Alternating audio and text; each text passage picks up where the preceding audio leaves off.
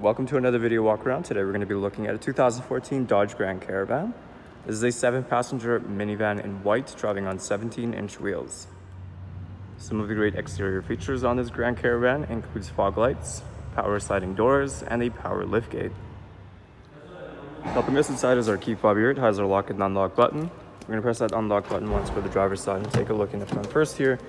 Now right up top you have your power windows, locks, and mirrors with some storage on the bottom of the door here. Now inside, this Caravan comes equipped with black leather seating. On the bottom you'll find your power seating adjustment buttons. We have our key fob here. We're going to start this Dodge up. Now starting with the steering wheel features first. On the left side you have your hands-free calling and your voice recognition. You have these arrows here which allows you to cycle through your multi-information display. Where you can also see on the bottom here, the Dodge has 101,470 kilometers on it. On the right side of the steering wheel you'll find your cruise control. Moving on to our screen here, right now we are on the radio option where you do have your standard AM and FM. You can also see you have this nav button on the corner, so if we press that, your navigation map will come up and you can set your destination. Of course, if you go into reverse as well, that brings up that backup camera for you.